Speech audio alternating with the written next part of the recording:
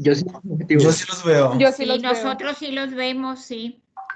Adelante, a ver si más adelante yo los veo. Yo los tengo, yo me los sé, Ok, si quieren avanzar. ok, bueno, expresar las diferencias entre inspirar, expirar, expirar, ilustrar el concepto de distensibilidad pulmonar, sustentar el concepto de tensión superficial, discriminar entre bronquio, bronquiolo, bronquiolo terminal y bronquiolo respiratorio, fundamentar los volúmenes y capacidades pulmonares y apreciar el espirómetro. Bueno, vamos a iniciar con el concepto de respiración. El concepto es muy conocido como el hecho de inspirar aire y, pues, para obtener oxígeno y expirar dióxido de carbono. Pero realmente el concepto acertado sería que la respiración es la utilización de oxígeno a nivel intramitocondrial. ¿Cómo sucede esto? Empezamos partiendo de que cuando entra la glucosa a la célula, va a empezar con la glucólisis, como todos sabemos, ¿no? De bioquímica básica.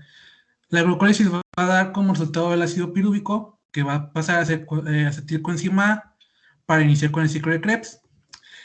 Durante todos estos procesos se van a producir moléculas energéticas como que van a ser el NAD y el FAD. Estas van a entrar a la cadena respiratoria, que es donde van a convertirse en ATP.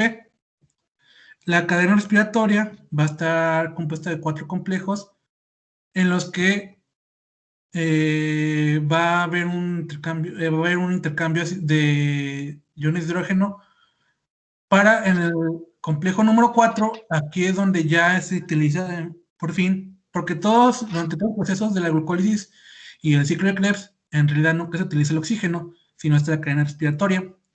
Pero entonces, en el complejo 4, perdón, que ocurre en la membrana mitocondrial interna, por eso decimos que se utiliza a nivel intramitocondrial,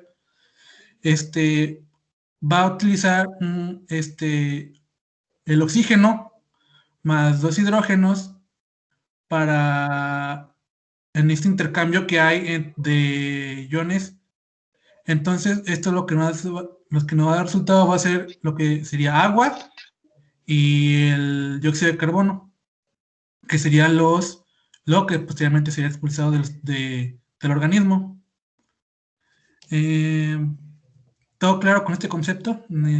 ¿Dudas? Adelante, lo dijo bien. Está hablando del uso metabólico del oxígeno, que es la verdadera respiración celular. Adelante. Sí.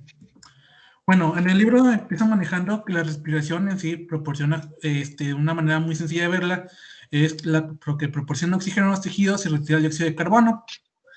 La respiración en sí va a tener 4 funciones, de las cuales hoy nos centraremos en la ventilación pulmonar, pero también está la difusión de oxígeno y dióxido de carbono entre alveolos y sangre, transporte de oxígeno y dióxido de carbono en la sangre y líquidos corporales, y la regulación de la ventilación, que se verán más adelante en los siguientes capítulos. Bueno, vamos a hacer primero un recuento de lo que sería el sistema respiratorio, el aparato, que va a constar de dos zonas. La primera va a ser la zona de conducción, que son las estructuras anatómicas a través de las cuales pasa el aire para llegar a la zona respiratoria. Será lo que conocemos como, empieza con la nariz, seguiría la faringe, laringe, seguiría tráquea, estoy hablando de la zona de conducción, seguiría tráquea, la división entre bronquio primario derecho e izquierdo, y hasta sus posteriores ramificaciones llegando al bronquiolo terminal. Sí, el bronquiolo terminal. Entonces, a partir de ahí empieza la zona respiratoria, que serían los bronquiolos respiratorios y los alveolos, que es la región donde ocurre el intercambio de gases, que sería la imagen que está a la derecha. Bueno, en un recuento histológico, empezaríamos con que la tráquea, que es la imagen que, no sé si se ve en mi cursor, porque no sé muy bien cómo presentar. ¿Se ve? No, no se ve, Eric. Yo no lo veo. Es que no sé cómo se dice, perdón. Bueno, la imagen superior izquierda sería un corte histológico de tráquea, con un aumento muy pequeño. Observamos perfectamente el cartílago hialino en forma de C, y también la parte, ¿cómo se dice? Posterior, que sería donde está el músculo liso de la tráquea. Y también, y arribita, nada más que no sé, la prisión de Thomas sería el esófago. Aquí sería un epitelio cilíndrico estratificado ciliado alternando con células caliciformes, muy famoso. Y principalmente el cartílago hialino sería esta expresión en forma de C que le da estabilidad a la tráquea, evitando que se colapse. Seguido, a la imagen superior derecha, empezaremos a ver las principales diferencias, que sería este corte de bronquio interpulmonar, donde ya apreciamos que la cantidad de cartílago hialino descendió, o sea, quedaron solamente, como si lo placas remanentes, y también un cambio en el epitelio, seguido de la imagen inferior izquierda, en donde ya apreciamos un bronquíolo terminal. Este bronquíolo terminal, aquí desaparece completamente ya el cartílago hialino, solamente queda la capa muscular, y aparecen las club cells, que en el cuento son células que producen un surfactante que es inmunosupresor y antiinflamatorio. Y ya a la imagen inferior derecha sería un alveolo, un corte histológico de alveolo, donde se observan células de neumocito tipo 2, que son los que producen el surfactante pulmonar, del cual se hablará más adelante. Hasta aquí todo bien, ¿verdad? ¿En qué diapositiva va? En la 7. Adelante.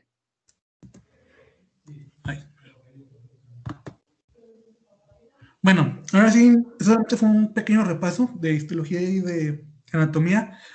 Bueno, iniciaremos con la mecánica de la ventilación pulmonar. Esto va a tratarse de los mecanismos de expansión y contracción pulmonar, que son dos. Que es el movimiento hacia abajo y hacia arriba del diafragma, que es el principal. Bueno, en el GIF no sé si se alcanza a apreciar el movimiento, pero bueno, va a ser el principal mecanismo. Va a estar apoyado por recto del abdomen, que en su contracción va a hacer que el contenido abdominal impulse el diafragma hacia arriba, haciendo que los pulmones se contraigan, por así decir, regresando a esta normal durante la expiración. Y cuando el diafragma desciende, va a aumentar el espacio que hay para que los pulmones se expandan durante la inspiración. El otro proceso va a ser la elevación y descenso de las costillas.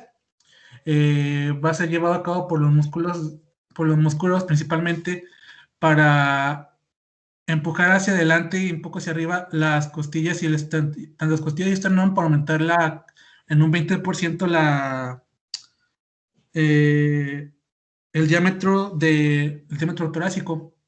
Esto va a ser llevado por músculos de inspiración que van a mover las costillas, como ya dije, hacia adelante, que van a ser los músculos esternocleidomastoideos, calenos, intercostales externos, los intercostales parasternales, pero van a ser esto va a ser más que nada en estado donde el cuerpo, por ejemplo, al momento de hacer ejercicio, en donde una respiración normal no da suficiente suministro de oxígeno al cuerpo, que el cuerpo está requiriendo.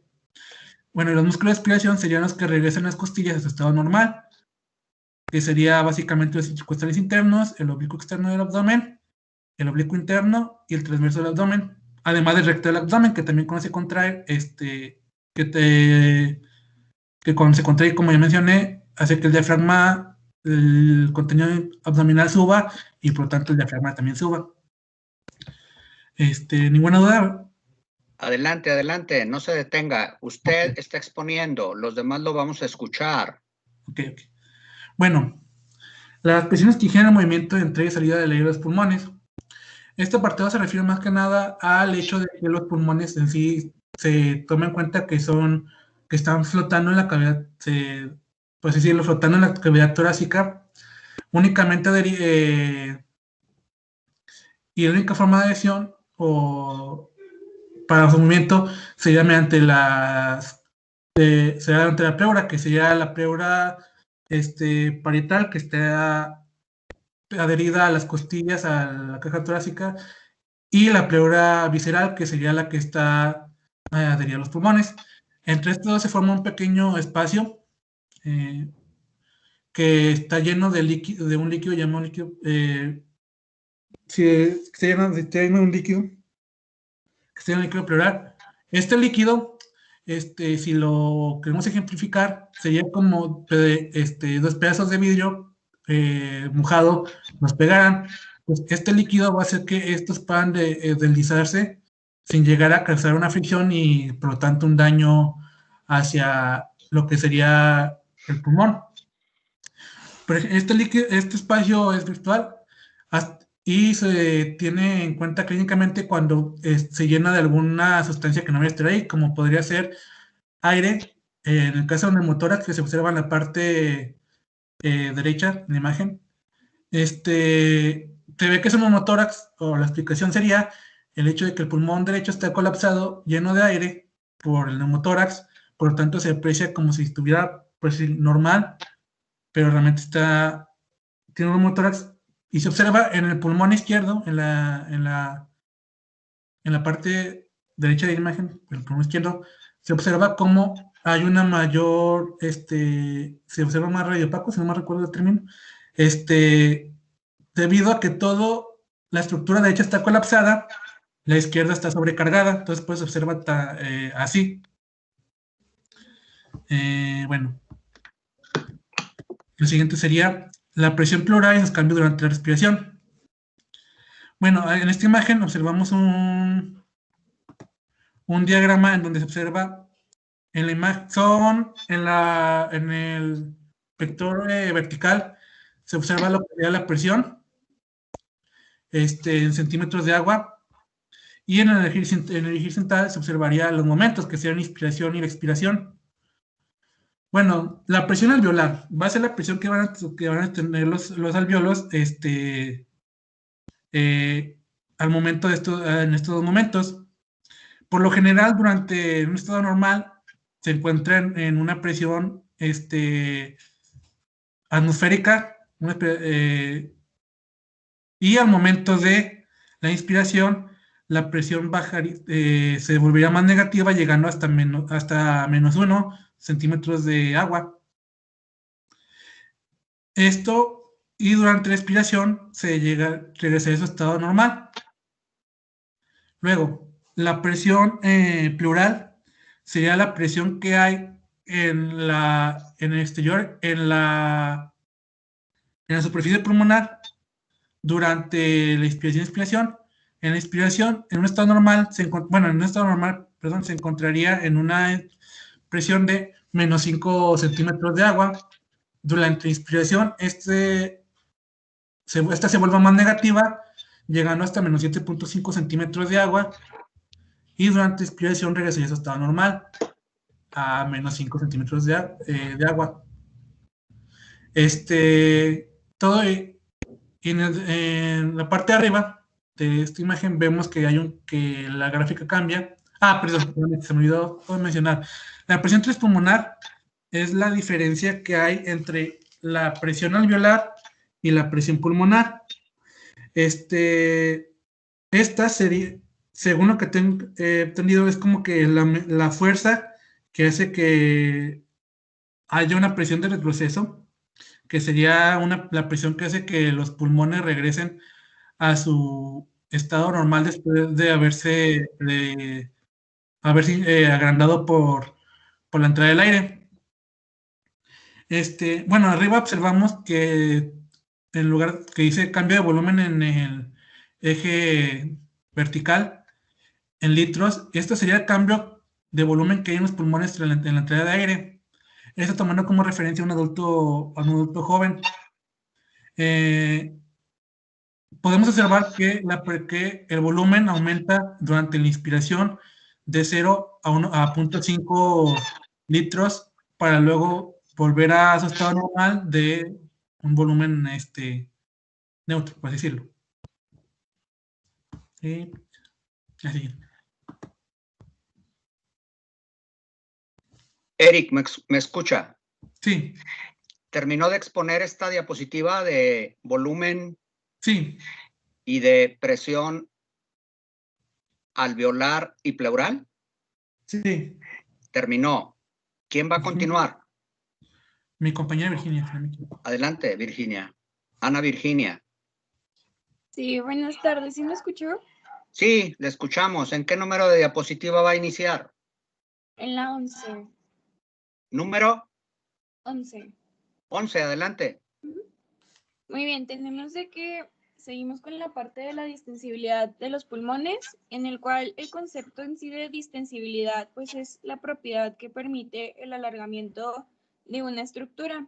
Por lo tanto, la distensibilidad pulmonar pues es el volumen que se expande en los pulmones por cada aumento unitario de presión transpulmonar. La presión transpulmonar ahorita no la mencionó Eric, que es la diferencia entre las presiones alveolar y pleural. Aquí tenemos de que esta distensibilidad, pues la pulmonar total, esta va a ser de 200 milímetros de aire por cada centímetro de agua de presión transpulmonar. Y esto queda más claro con la gráfica que vemos abajo a la izquierda, que tenemos dos líneas, una de expiración y una de inspiración. La línea roja, la parte roja de la gráfica, que es la inspiración, tenemos que esta gráfica nos va a medir los cambios del volumen pulmonar contra los cambios de la presión pleural. La presión pleural, pues tenemos que al inicio de la inspiración, esta puede llegar hasta menos 5 centímetros de agua, como ya nos mencionaron, y que al término de esta puede llegar hasta menos 7 centímetros de agua, siendo cada vez menor, una presión cada vez más negativa. Entonces, al momento en esta gráfica vemos que llegó hasta menos 6 centímetros de agua en la presión pleural y la parte del volumen pulmonar pues llega hasta ser medio litro del volumen pulmonar, de la cantidad de aire que va a estar dentro de nuestros pulmones. Y la expiración pues va a ser en esta gráfica pues vamos a ver como invertido, es como una hojita, entonces nos vamos a ir de la puntita donde llegamos de menos 6 a 5 a medio litro y nos vamos a ir hacia el origen. Por lo tanto, nuestro volumen va a ir disminuyendo. Y esto ocurre ¿por qué? Porque en la presión alveolar, como ya vimos, al momento de la expiración, esta va a llegar a ser inclusive más, va a llegar a ser positiva, llegando a medir hasta más de un centímetro de agua. Mientras que la presión pleural pues va a llegar hasta menos 5 nuevamente o inclusive menor para que para que se pueda disminuir la cantidad de aire dentro de nuestros pulmones. Y pues espero con esto haya quedado clara la gráfica. Mientras que en la parte de la derecha tenemos la misma gráfica y aparte tenemos que están los pulmones, los llenaron con suero salino. Para poder entender esto es que la distensibilidad tenemos dos tipos de fuerzas. Tenemos las fuerzas elásticas que son propias de los pulmones, o del tejido pulmonar en sí, de las cuales sus componentes son de colágeno y de elastina. Y tenemos las fuerzas elásticas que son producidas por la tensión superficial del líquido que tapiza las paredes internas de los alvéolos. El hecho de que en la parte de la gráfica que nos menciona que está lleno de suero salino, no se vea tan distendido en comparación con cuando se llena de aire, se debe a que cuando los pulmones están llenos de aire, hay una superficie de contacto que se le denomina líquido alveolar, que es entre el líquido alveolar y el aire de los alvéolos. Por lo tanto, la tensión superficial entra en función y estas fuerzas trabajan y se distienden los pulmones. En comparación cuando se llenan con el suero salino, que es un contacto líquido-líquido, en el cual las fuerzas de la tensión superficial no entran en función y nada más están funcionando las fuerzas propias del tejido pulmonar, que estos representan 1/3 de estas fuerzas, mientras que las fuerzas elásticas de la tensión superficial son 2/3. Por lo tanto, los pulmones no se distienden tanto cuando hay un contacto líquido-líquido en comparación con aire líquido. A ver, Ana Virginia, disculpe. El gráfico izquierdo es en un pulmón vivo. Sí. El gráfico derecho es ¿Un pulmón Sí, vivo o es un pulmón extraído? había leído que es extraído. Es extraído, es experimental la imagen de la derecha. Ujú. El izquierdo es en vivo y el derecho es experimental. Hay que aclarar eso, ¿eh? Adelante. Sí. Ujú. ¿Le podrías dar la siguiente, por favor?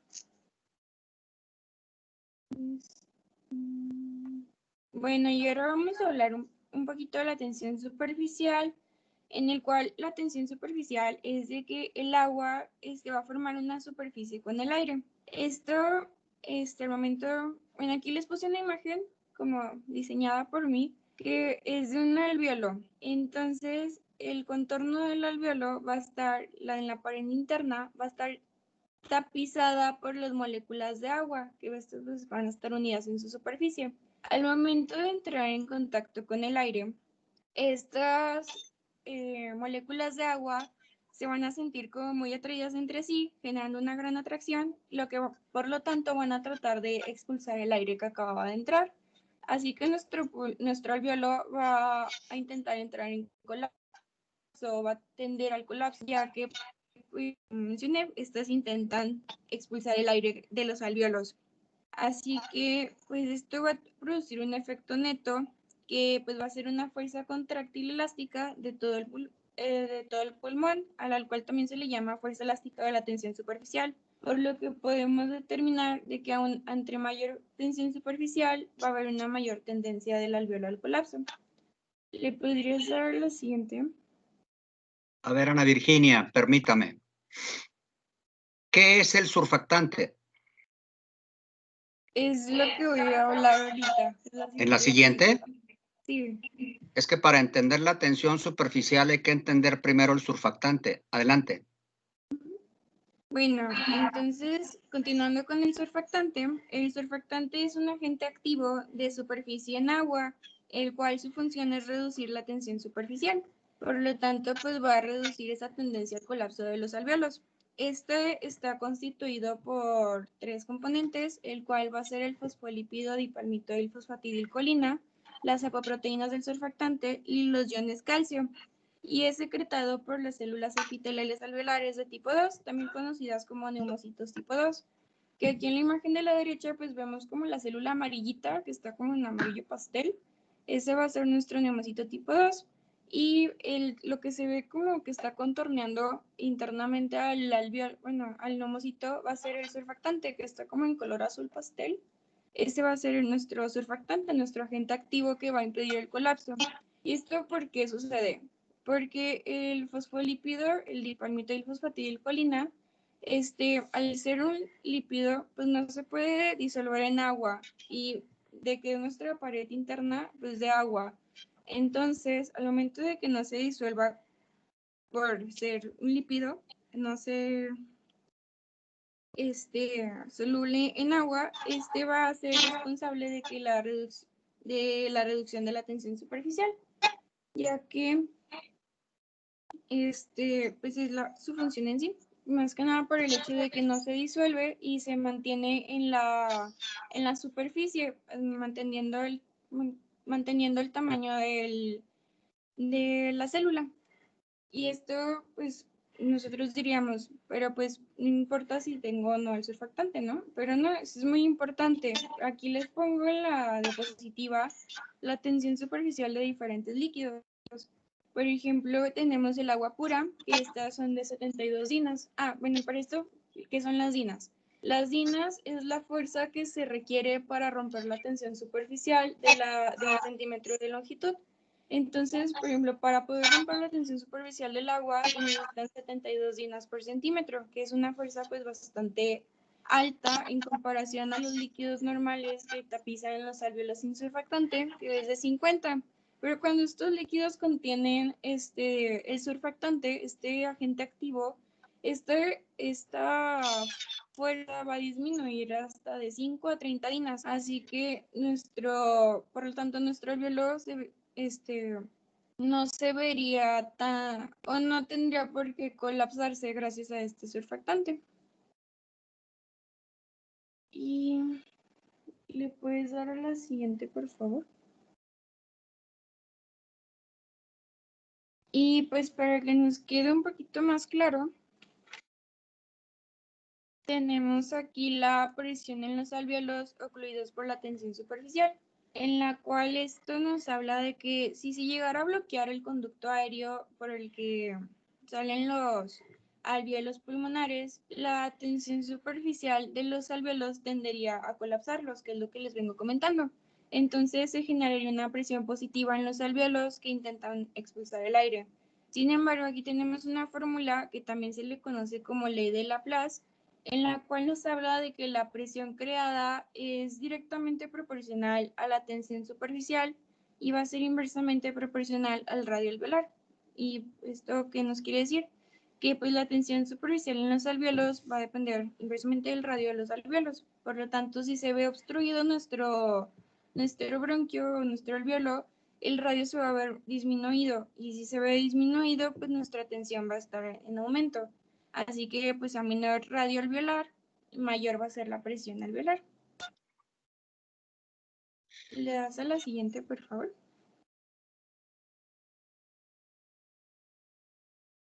En eso fue todo de mi parte. Sigue mi A compañera. ver, Ana Virginia, entonces vamos a ver si nos entendemos.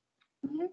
El surfactante es un líquido que produce una célula del alvéolo Sí, y es básicamente grasa, lípidos, fosfolípidos. ajá, Ese surfactante, al estar adherido al interior del alvéolo, sobre humedad, sobre agua, no se diluye en el agua, sino que crea ahí la tensión superficial. ¿Qué le hace ahí al alvéolo? La tensión Así es. superficial es una fuerza física, ¿estoy bien o no? Sí, Es un principio de física que crea una capa que le da consistencia al alvéolo. De ahí viene algo de la ley de Laplace. Esto evita que el alvéolo se colapse. ¿Voy bien? sí, Y permite, ayuda a que cuando ya ocurrió el intercambio, porque es permeable a gases, todo esto, cuando ya ocurrió el intercambio, la presencia de la tensión superficial haga que el alvéolo no se colapse y que permita que salga el aire, lo regresa. Crea una fuerza que regresa el aire, que ya terminó de intercambiarse, lo regresa a los bronquiolos. ¿Está de acuerdo? sí. Adelante, ¿quién sigue para exponer? Mi compañera Georgina. Yo, Georgina Montañez. Georgina, adelante. Bueno, es que la verdad no sé, bueno, yo empiezo en la diapositiva 15, pero a mí todavía me sale la 14, no sé si ustedes ya están en la 15. Ya sale la 15. Sí, ya estamos en la 15. Adelante. Bueno, así voy a aventármelo. Bueno, con la fórmula que ya nos explicó mi compañera Vir, pues como ya nos mencionó, la presión que se genera por la tensión superficial en los alvéolos es inversamente proporcional al radio de los alvéolos, lo cual, como ya nos comentó mi compañera Vir, esto quiere decir que cuando un alvéolo tiene un radio de la mitad de lo normal, que pues lo normal sería de 100 micras, la presión aumenta hasta el doble.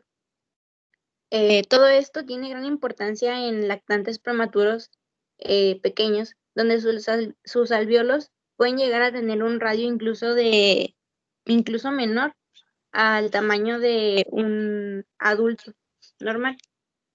Ahora, esto aunado al hecho de que se sabe que el factor surfactante normalmente no comienza a secretarse hasta los alvéolos hasta el sexto o séptimo mes de gestación, o en algunos casos más tarde, pues se ve como más grave en los lactantes. Entonces, estas dos situaciones en conjunto provocan en el lactante prematuro a que se enfrente a una tendencia extrema al colapso alveolar, donde da lugar al denominado síndrome de dificultad respiratoria del recién nacido. ¿Le das a la siguiente? Ahora bien, mi compañera también habló de la capacidad de expansión de los pulmones de manera aislada, pero es importante tener en cuenta que, pues, sabemos que los pulmones se encuentran en condiciones normales dentro del tórax, ¿no? Entonces, la caja torácica también tiene sus propias características elásticas y viscosas, que son muy parecidas a las de los pulmones, siendo que incluso sin la presencia de los pulmones dentro del tórax, la acción de expandir la caja torácica requeriría un esfuerzo muscular. El sistema pulmonar, bueno, nos vamos a referir al sistema pulmonar a partir de aquí, tomando en cuenta pulmones y caja torácica en conjunto. La distensibilidad de este sistema se puede medir expandiendo los pulmones de una persona relajada o paralizada totalmente. Ahora bien, para medir la distensibilidad se introduce aire a los pulmones poco a poco y se mide, se registra la presión y los volúmenes pulmonares. Sabiendo esto, bueno, como quien dice, se usó este proceso para dar a conocer que es necesario casi el doble de presión para insulfar, o sea, introducir aire a los pulmones cuando se encuentran en la caja torácica a que cuando están fuera. Por lo tanto, la distensibilidad del sistema pulmón-tórax combinado es casi exactamente la mitad de la de los pulmones aislados, donde un pulmón aislado tendría su distensibilidad de 200 mililitros por centímetro de columna de agua, mientras que en el sistema pulmón-tórax sería de 110 mililitros de volumen por cada columna de agua, centímetro de columna de agua. Es Georgina. Sí. A ver, entremos a volúmenes y capacidades. Ok. Viene un gráfico ahí. Un gráfico muy completo donde aparece volúmenes y capacidades pulmonares. Entremos a esa parte, por favor. Bueno, es que esa parte le toca a mi otra compañera. Todavía nos estaríamos saltando trabajo y energía necesaria para la respiración. Mire, realmente la parte de la fisiología referente a distensibilidad, referente a surfactante, tensión superficial, cómo entra y sale el aire, esa parte está cubierta. Vamos a la parte ya casi clínica. Por favor, ¿quién sigue de exponer? ¿Es Gabriela? Sí. ¿O es Georgina? No, sí, Gabriela. A ver, Gabriela va a hablar de volúmenes y capacidades. Sí. Adelante.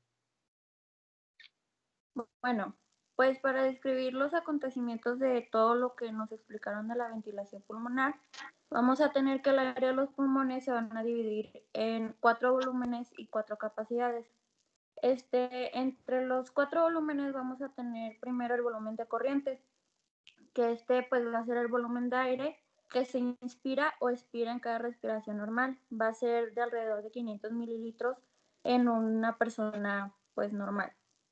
El segundo volumen es el de reserva inspiratoria. Este va a ser el volumen adicional de aire que se puede inspirar desde un volumen corriente normal y por encima del mismo cuando pues una persona inspira con una fuerza, y este es de aproximadamente 3.000 mililitros. El volumen de reserva expiratoria es el volumen adicional máximo de aire que se puede expirar en una expiración forzada después del final de una expiración a un volumen corriente normal, y este es de alrededor de 1.100 mililitros. Y por último, el volumen residual pues va a ser el volumen de aire que nos va a quedar en los pulmones después de la expiración más forzada, y este va a ser de alrededor de 1.200 mililitros. Ese no sale, ¿verdad? Ese no sale. ¿Qué? No. Ese aire no sale, se queda. Sí. Adelante. ¿Me puedes dar, por favor? Y pues bueno, vamos a seguir con las capacidades pulmonares. En sí las capacidades pulmonares va a ser la combinación de 2 o más volúmenes pulmonares. Primero vamos a tener la capacidad inspiratoria, que pues va a ser el volumen corriente más el volumen de reserva inspiratoria. Esta capacidad pues va a ser la cantidad de aire, que es de aproximadamente 3.500 mililitros, y donde una persona puede inspirar comenzando del nivel expiratorio normal y distendiendo los pulmones hacia su máxima cantidad. La capacidad residual funcional va a ser el volumen de reserva expiratoria más el volumen residual. Esta capacidad va a ser la cantidad de aire que nos va a quedar en los pulmones al final de una expiración normal y va a ser de alrededor de 2.300 mililitros.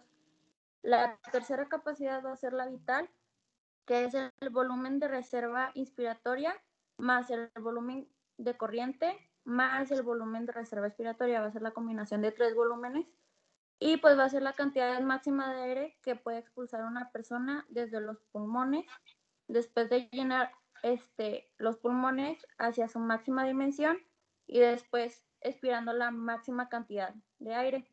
Va a ser de alrededor de 4.600 mililitros y pues ya viendo la última capacidad pulmonar va a ser la capacidad pulmonar total, que va a ser el volumen máximo al que se pueden expandir los pulmones con el máximo esfuerzo posible y es alrededor de 5.800 mililitros. Va a ser igual, va a ser la suma de la capacidad vital más el volumen residual.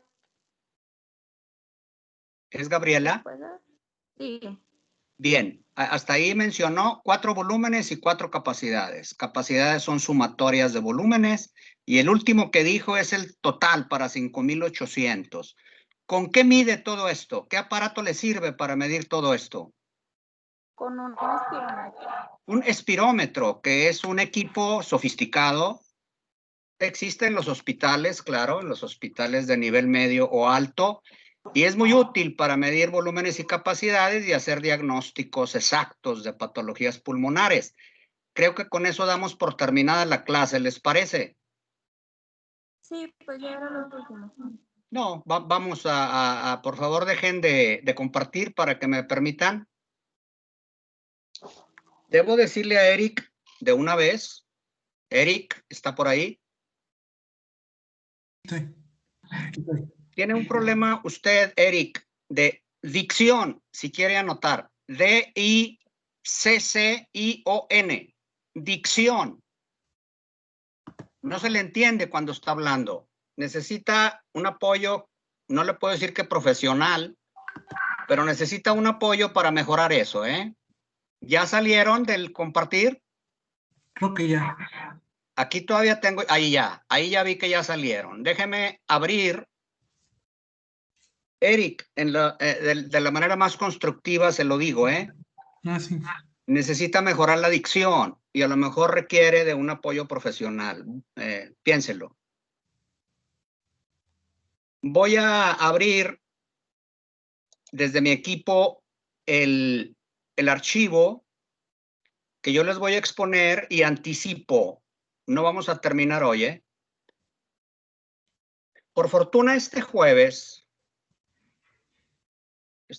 o el otro, hay que ver ahí hasta el otro jueves, va a haber un tiempo de repaso.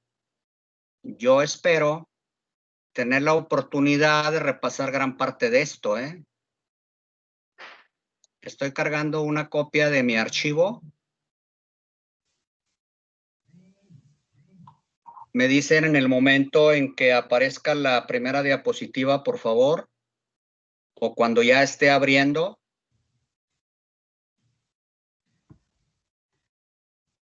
Listo, doctor. Ahí ya ven la imagen de la diapositiva 1, ¿de acuerdo? ¿De acuerdo? Sí, doctor. Bien, voy a avanzar ampliando mi imagen. Espero que a ustedes les ocurra lo mismo de esa ampliación. Voy a avanzar más o menos rápido, pero ya dije, no vamos a acabar hoy. Yo traigo 15 diapositivas útiles y voy a brincarme algunas, los objetivos. Esta me interesa que quede muy claro porque está quedando grabada, ¿eh? Se está grabando esta clase. Queda grabada para que ustedes repasen. Esta se refiere a las definiciones antiguas y actual de lo que es la respiración. Si se fijan, ventilación es un concepto no moderno. Respiración a la antigua es ventilación e intercambio gaseoso, eso es respiración para la antigua, pero la moderna es la que está aquí abajo. Respiración es el proceso de utilización de oxígeno y eliminación de CO2 a nivel intracelular. Lo había dicho Eric. Y ahí está la referencia bibliográfica. Vayan al diccionario, por favor. Es un Must Be Pocket de Ciencias de la Salud. Ahí dice la página. Por favor, consúltelo. Está en la biblioteca. Con esto vamos a modernizarnos en la terminología del concepto de respiración actual. Las funciones de la respiración es inevitable. Tenemos que seguir utilizando la palabra porque si no, no nos vamos a entender en los textos. Las funciones de la respiración es llevar el oxígeno a la célula y regresar el CO2, que es muy tóxico. Y los componentes para que todo eso se logre son la ventilación, la difusión, el transporte y la regulación. Hoy solo hablaremos de ventilación. Y esa ventilación tiene que empezar diciendo que inspirar y expirar, cuidado con esta que está en rojo, expirar no es un término médico. Es un término en literatura y significa muerte. Y yo he escuchado a médicos que se refieren a expirar diciendo expirar. Y eso es muy vergonzoso. Inspirar y expirar son los procesos por los cuales entra y sale aire. Lo dijeron bien en su imagen. Intervienen los músculos, hay que ampliar la caja torácica en lo anteroposterior y en lo vertical. Interviene en la inspiración el diafragma y los intercostales internos y externos, y en la expiración hay muchos auxiliares desde el cuello hasta el abdomen. Finalmente se logra el objetivo de meter y sacar aire que contiene gases. Ahora bien, esta imagen que también queda grabada, vean que yo pongo un 1 en la izquierda arriba, pongo un 1, hasta ahí es el bronquio. Pongo un 2, ya es el bronquiolo. Un 3, estamos a un nivel todavía más pequeño. Bronquiolo terminal. Y el 4 es un bronquiolo respiratorio. Ya es ultramicroscópico esto. Esto es bueno decirlo porque son detalles anatómicos en donde recordemos que el bronquio número 1 todavía tiene cartílago. Que el 2, el bronquiolo, ya no tiene cartílago. Ya es músculo y su mucosa, sostenida por un tejido conectivo.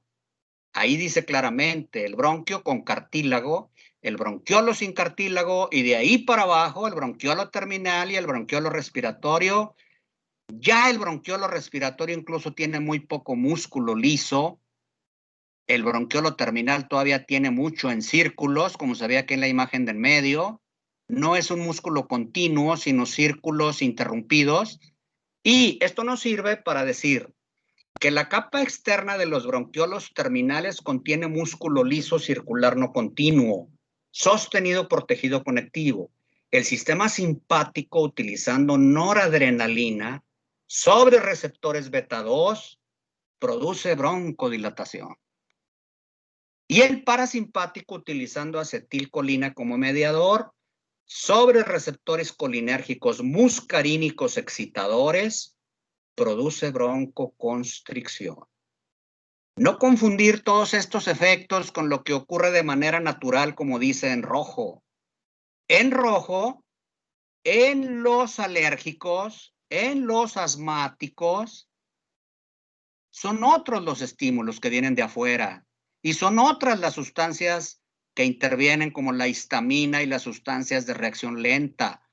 Bueno, no se niega que un asmático también tiene intervención simpática por momentos e intervención parasimpática en otros momentos, en un afán de broncodilatar, sobre todo el simpático, pero no lo logra mientras estén estos agentes que están abajo. Queda para la grabación. Véanlo despacio.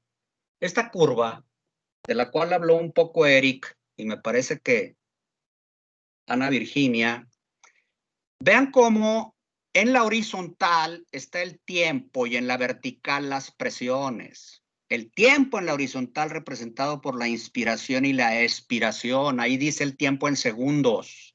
0 a 2 segundos inspiración y de 2 a 5 la expiración. Ahora vean hacia arriba cómo las presiones en centímetros de agua nos permiten entender la presión transpulmonar, que es la diferencia entre la presión alveolar en la línea azul de arriba y la presión pleural en la línea azul de abajo. En medio queda un espacio en azul bajito que nos permite entender la presión transpulmonar.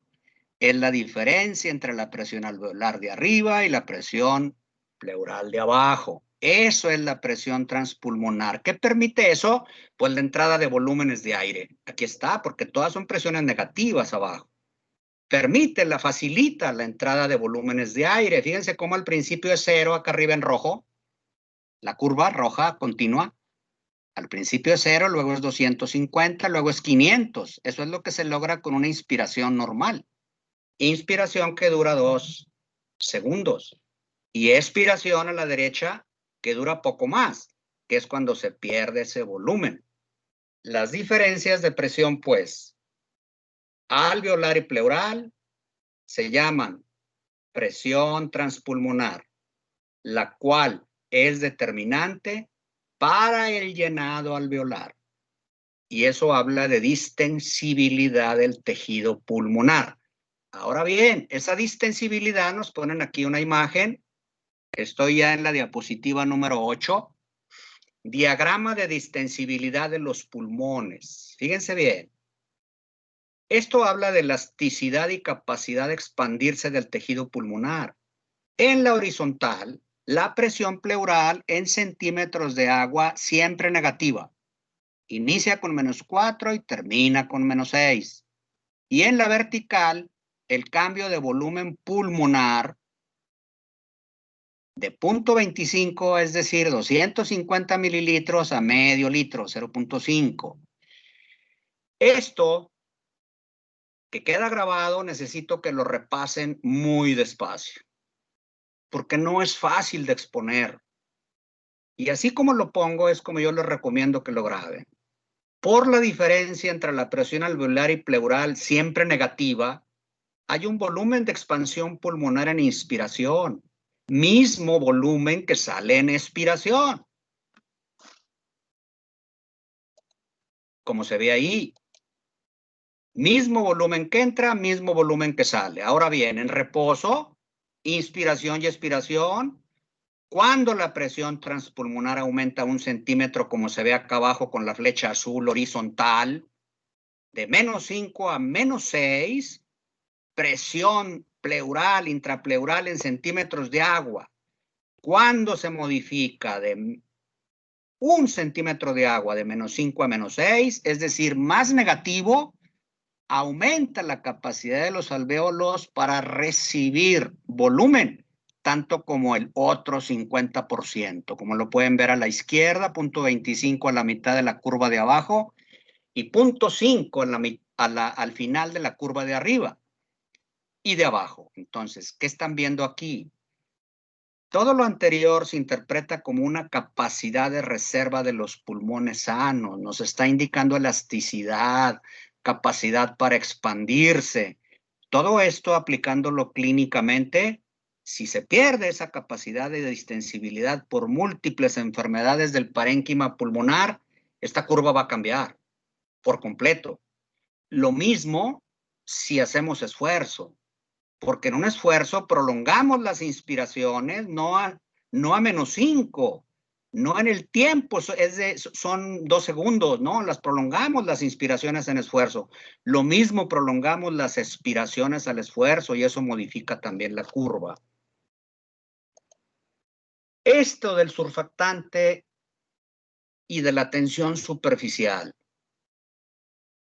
Bueno, yo procuré hacerles un resumen, como lo ven ahí, con un buen apoyo didáctico a la derecha, porque en el 1 les pongo el neumocito tipo 1, que es el plano, es el de intercambio gaseoso.